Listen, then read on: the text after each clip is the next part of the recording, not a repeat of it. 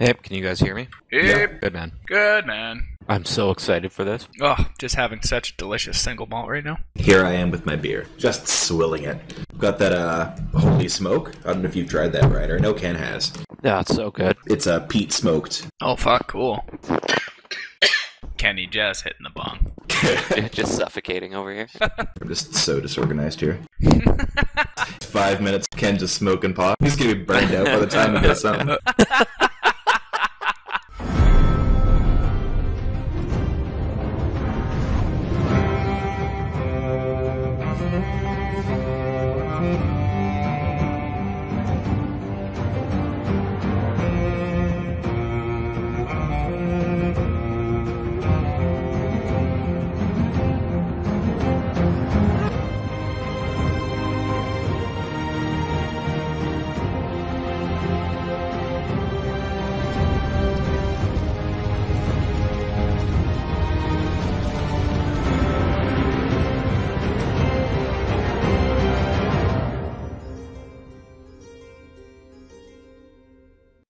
You guys successfully slew all the bandits that ambushed you in the woods, and were burying them while Micah Strongarm went off to return the one bandit that had surrendered to the inn. We're on our way to try and find the Valyrian sword that is probably in a swamp where they sunk. Yeah, you're on your way to a spot in the Riverlands where you believe the sword is a swamp. The unfortunate setback means that by the time you arrive at the peat farm where you were expecting to meet a crew, night has already fallen. It's a moonless night. You can barely see in front of you. Because it is so dark, all terrain counts as treacherous, meaning that your movement is halved. That said, without incident, you manage to arrive at the farm. You notice instantly the sounds of chaos and shouting.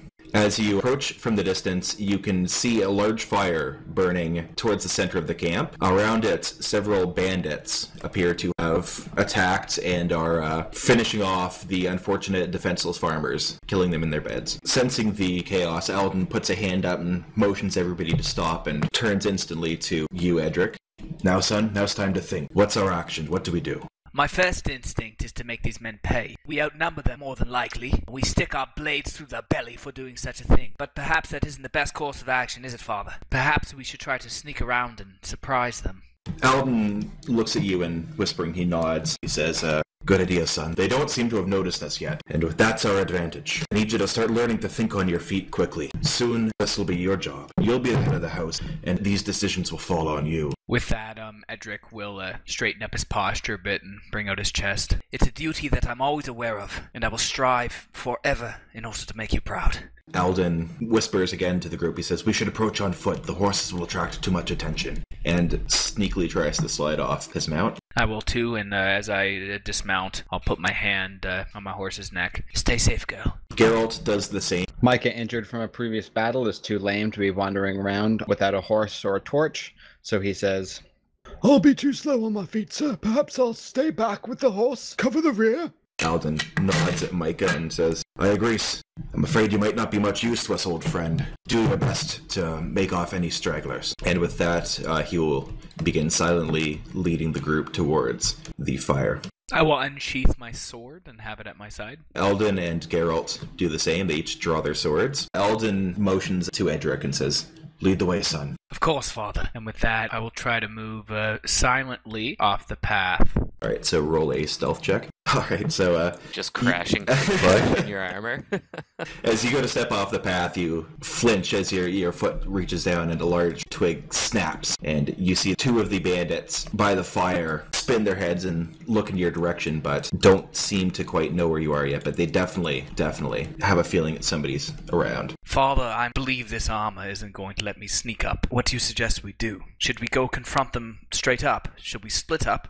I fear you may be right, son. Perhaps head-on is the best way to tackle this. He then seems to pause for a moment, reflecting. None of us are very stealthy. We may as well take this by the horns. I believe they should understand who they're dealing with, and we should be the men that we are. Confront them face to face, Father. He nods at you and gestures for you to go ahead.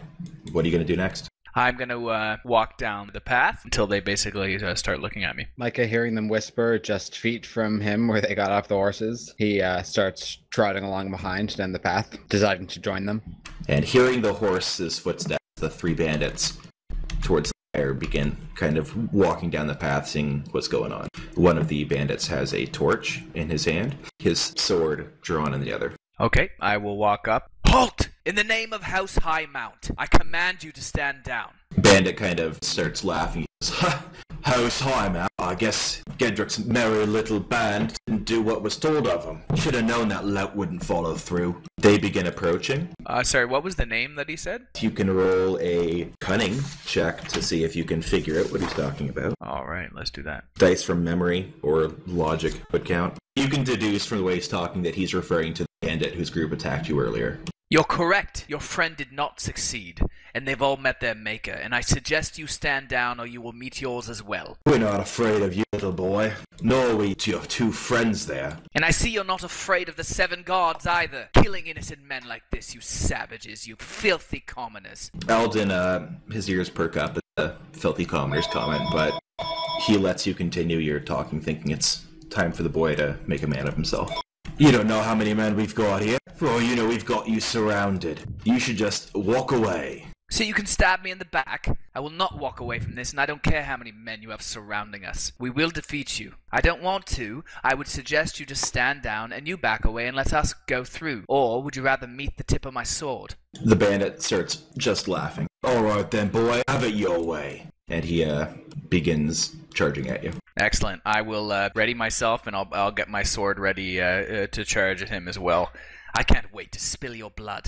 It's initiative for everybody. I'm going for Geralt. Alright, so that's the order of initiative then. So Alden, at sensing combat is beginning, he begins moving swiftly towards the bandits, cautiously to avoid injuring himself in the poor light. Geralt does the same. Micah remains on his horse and draws his bow, ready to make a move. Ryder? Alright, so I see my move base is 4, so that means that that's all I can move, right? Yes. Okay, well that will be my turn, and I'll be ready for him to charge at me. Alright, so this bandit is going to, with the sword and the torch, rapidly move towards you, and he's going to come right up next to you. The other two will approach as well. Alden, seeing a bandit approach. So now that this guy's got a torch, you can see the ground around you. Yep. And getting in next to the bandit that seems to be threatening his son, he will swing his sword at him. As you see, Ryder, as the one bandit begins charging towards you with the sword, your father seemingly steps out of the darkness and essentially puts his sword in between the two of you, and with one swing, he just about cuts the bandit in half, and he falls to the ground lifeless. I'll look over at my father, and without a word, just nod at him, and take into account what he did and try to learn from it. Geralt, sensing that the tides of battle may be turning, begins moving forward as well, and is getting into position to attack the bandits. Micah will fire his bow from horseback at the other bandit. So Micah just manages to, an arrow buries itself into his shoulder, and he kind of grimaces. So it is now your turn. I'll look down at my sword and remember what my father did and everything that my father's taught me. Bringing out my steel and seeing the fire that's burning in the middle of the village reflect off the steel. I'll move forward, hearing my hard leather squeak as I move forward and take a swing at this bandit with Geralt. 15, good man. So that is a successful hit, granting you 2 degrees of success. Alright, so damage 4 on that long sword, so 8 damage. So you swing with your sword, and it takes a good hit into the bandit, and you can tell it goes through his armor. He's still standing. As the sword digs in and goes through his armor, We've warned you, but being the good people at House Highmount that we are, I give you one final call for mercy. Back off and you will survive. The bandit kind of grimaces slightly and spits a wad of blood at you and says, do your worst. As you wish. The bandit, rather angry that you seem to have hurt him somewhat, lifts his battle axe over his head and crashes it down on you, letting out a terrifying shout as he does so. Deals 6 damage. Alright. The other bandit, with the arrow sticking out of him, approaches as well, sensing he might be able to take you down. Alden steps over the corpse of the bandit he just recently defeated, takes a swing at the one that seems to think it can take you out, buries his sword into the guy's shoulder and pulls it out, but he's still standing. Geralt will approach as well then. He will attack this bandit here, the one that took a swing at you, shouting out as he does so. And successfully hits the bandit, but again, he is still fighting. Micah will do his ride test and then shoot another arrow at the bandit he shot before. Just barely gets so an arrow in the darkness just barely flies over your shoulder, Ryder, and you see it buries itself into the bandit's neck and he falls over dead. Ryder? With that, I will stare this bandit in the eyes I asked you once, when I was walking down the path. I asked you again, and a third time, and you told me to do my worst. Welcome to my worst. And I will take a swing. That'll do it. That's Good, man. Just fucking max damage. triple damage. That's Is that what, 12? Yeah, that'll do it. So you take a swing of your sword and nearly lob his head off his shoulders, and he falls to the ground with a bloody gurgle. Pulling the Theon Greyjoy, just mercilessly hacking at him until his head comes off. Oh god, yeah. Alright, so as the last of the bandits falls dead, you just hear like a slow clapping sound. Large bandit, clad in very fine-looking hide armor, walks into the firelight and turns to you. It was a brilliant performance there, little lordly. You're a killer yet. You hear a flash behind you, and you can now see more bandits streaming out of the small cabin that you had previously ignored. And who, may I ask, are you? You've got a sharp tongue on you, don't you, boy? Not as sharp as my sword. My name's not important. My father gave it to me, and I didn't seem too fond of him. Names aren't important. Now, you put up a fine fight. I told our good old friend Geralt to finish you off in the woods. I suppose he met an untimely end, didn't he? Alden will speak up. If you consider taking the black, cruel fate, then yes. I suppose a lot of celibacy and servitude is pretty bad. Still, we've come for the same thing, haven't we? I'm not sure I know what you're talking about. You want the lost sword, don't you? Heard you folks talking mighty loud in that bar back there. Came here to intercept you and sent Geralt to hold you off. Give us some time. Seems to have worked mighty fine. I suppose burying him took a bit longer than you expected. Father, do we even have time to talk with this scoundrel? Let us finish him now. Hold on there, boy. I was going to propose you a deal. And what's that deal? What say you and me have a go at it? Winner takes that fine sword lost here somewhere, provided it is here. And why in hell should I believe you? Why would I, heir to House Highmount, fight you one-on-one when the four of us could kill you right now?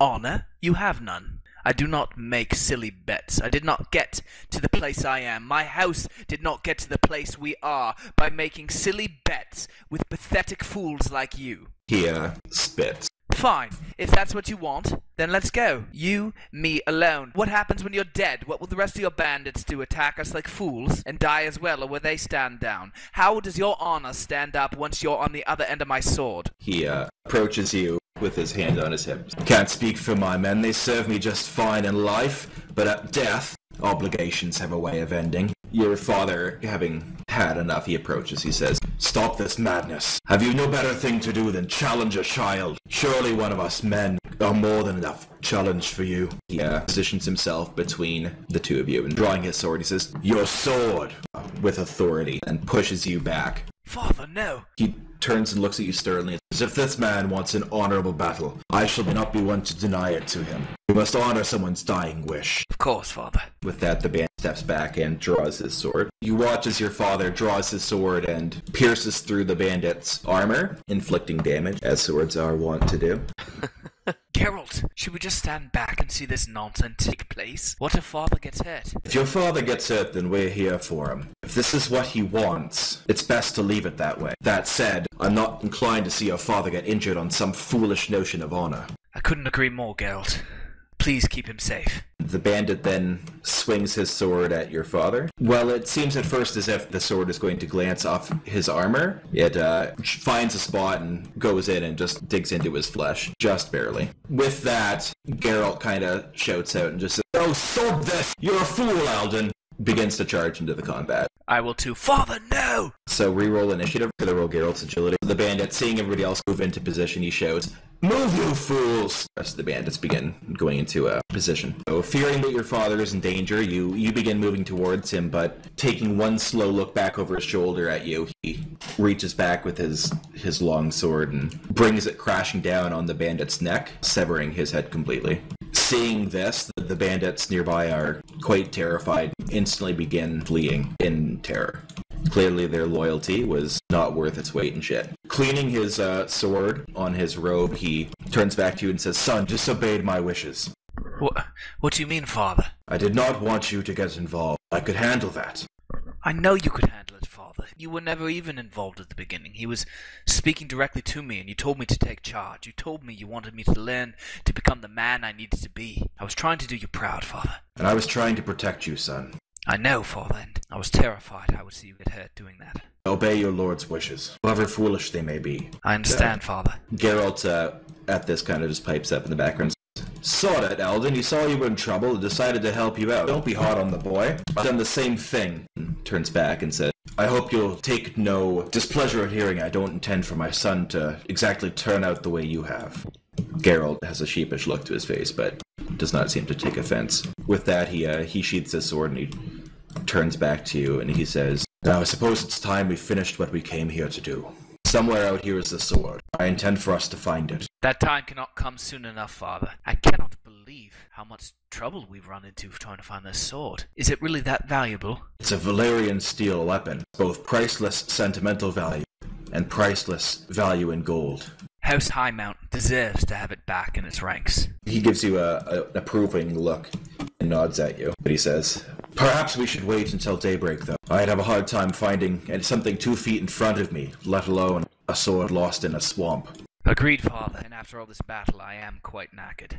Alright, so, with that, I guess you would just clear a spot at the camp, or do you want to go check out the house, or... I'll take Father's lead on that. I mean, if we can see that house over there, we probably would check that out. I'll suggest that. Should we go look at the house over there, Father? It's not a bad idea. It seems to be part of the camp here. Alright, so stepping through the door, you see a simple enough hovel. There does appear to be some signs of disarray as there were bandits clearly tossing the place around looking for anything that might be important or valuable. Fire is made in the hearth opposite a table.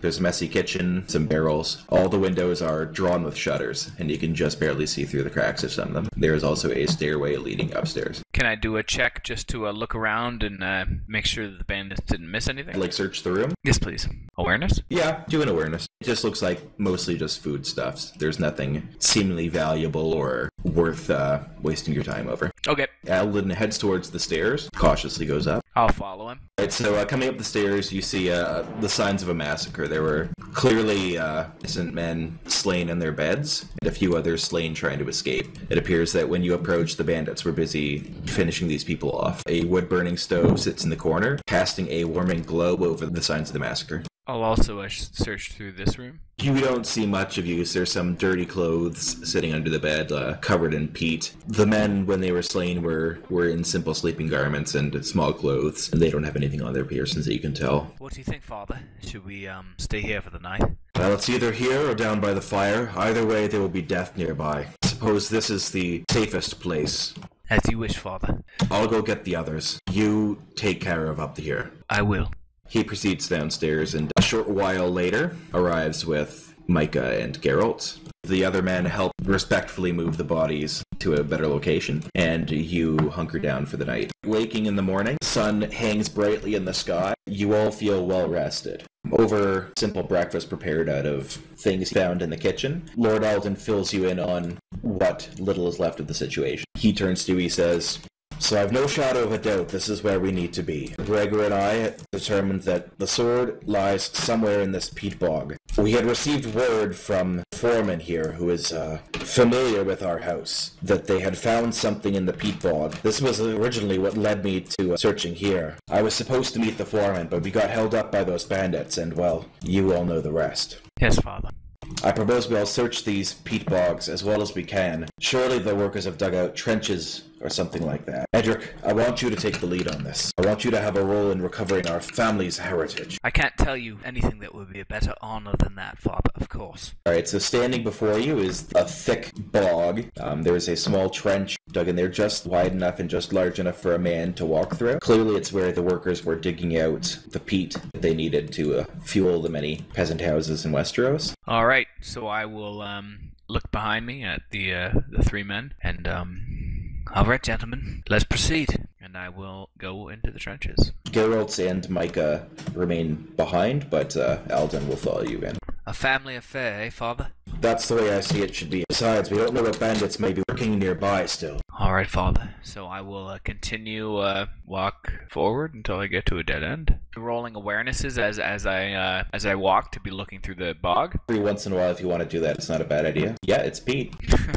All right. Ever since I was a child, I always told myself if I was in a maze or anything, I'd always take a left. So, to the left. Calm down there, Beyonce. To the left, everything you own in a chest to the left. Alright, I'm gonna keep walking. All my single lordlings, all my single lordlings. I'm gonna keep walking down here. If you like it, then you should have got a stepped on it. Okay, coming to this dead end, I will roll an awareness check. More Pete. Alright, I'll come back this way to my father, and we'll come down here. Father, what will it mean to you if we recover this sword? Pauses for a moment as if contemplating the question. Hesitantly, he said, "It will mean a true new start for House Highmount. It'll put us up on a level such as the old houses of Westeros. We'll have our own heirloom to pass down from generation to generation. Something symbolic of our attempts to recover our family name." Whose sword was it originally, Ian? It belonged originally to the first lord who lived in Castle Highmount. His name has been lost to history. I'll come down here. I'll look around. Yeah, I mean, you get a pretty good idea of what's there. It's just more peat. There's like some old tools sitting around that have been used to dig stuff out. You see what looks like a withered something stuck in the bog. Father, do you see that? The withered object? I'll sort of extend my reach and try to grab it out of the bog. Roll a athletics test. You can add strength on that if you have it. Reaching on, you feel it's got kind of like a dried out leathery feeling to it, and as you give a tug, it gives way rather easily, and you realize you are now holding a mummified arm. Good God! Great Scott! I'm sorry, Father. I'm still not used to this sort of thing. Looks down and sees the arm lying there and says, "Well, if I was a betting man, I'd say that might be part of the lost lord we came here to find." Then the sword probably isn't very far away, would it be, Father, if this is where he fell? Inspecting the area closer, you can just make out a suit of armor stuck into the bog. The one arm was just sticking out, that's the one you pulled out, and you can just see a metal hilt kind of jutting out of the bog as well. Father, My heart will jump. is that the hilt? Is that it? Go boy, pull it! And very excitedly, getting a little bit of an adrenaline rush, I'm going to grab onto the hilt. Alright, at first it seems firmly stuck in, but after giving it a light tug, it gives way rather easily, and the wall crumbles, burying, once again, the lost lord. Held in your hand is an extremely filthy, peat-covered sword. Clearly very, very old. Is this it, Father? I'll brush off some of the peat and the dirt and try to reveal what the metal looks like underneath. Is this Valyrian? Roll a knowledge test, Ryder. Yep, having been taught by the maester of the house and knowing a bit about your family history, you recognize the telltale shimmering of Valyrian steel underneath the muck. And with that, I'll hold out the sword, I'll get down on one knee, and spread it out horizontally. I'm honored to give this to you and be able to find this for House Highmount. Alden appreciates the gesture. He looks down at you proudly, clearly glad that he brought you on this excursion, and takes the sword from your hand. If you were a more foolish child, you'd think you almost saw the glimmer of a tear in your father's eye, but you know he's much too stoic for that. Looking closely at the sword and wiping some of the muck off, he turns to you and says, "This is Firetongue, the lost sword of Highmount. Firetongue, a name chosen by a dead lord of a dead house. This is no longer the lost lord's sword, but this is House Highmount's now. It needs a new name." He pauses for a moment, gazing into the muddy steel, and turns to you with a look of affirmation in his eye. He says, "We will begin anew with this blade, but cannot forget the Lost Lord's folly, nor the transgressions of our own ancestors. The sword shall be called Remembrance." With that, he wraps it very carefully in his cloak to be properly cleaned. I'm so proud that you brought me on this excursion, Father. To be part of our family history in this degree it fills me with wonder, honor, and duty. I understand now more than ever the importance of what being an heir does mean. It doesn't mean doing you honor. It means doing the generations that came before us and the generations that will come after us for millennia. He looks at you proudly and he says, "You'll need to remember these things. I won't always be around, son. And someday this sword and the house it represents will be yours. It's important that I shape you into the man you need to be to bear such burdens." You've done an amazing job raising me so far, Father. I can't even imagine a world where you're not involved in it. But I do understand that one day that time will come, and I trust I will be ready. He reaches out and he puts a hand on your shoulder and smiles at you and says, "Come, son, let's go home." Returning to the group, everybody's shown the sword, many proud words are spoken, and 3 of you return to Castle Highmount for more adventures. Good, man. Truthfully, those are the type of sessions I like, and really, honestly, the RP of this is what I'm looking forward to most. Yeah, especially between you and Quinn, Ryder. Who's Quinn again? My bastard daughter. Your bastard daughter. Oh my god, that's gonna be beast. What if I want to bone Quinn? Is that gonna be awkward because it's Emma? It's RP, Ken. No, Ken, it's just RP. So we hang out, just super awkward. Yeah, imagine. Yeah, that's gonna be fun, man. I just can't wait to get everybody, and I can't wait to meet. Is it Heavy Pockets? Oh my god. Yeah. Justin plays that character so well. He's like the a good Jabba the Hutt of the Song of Ice and Fire.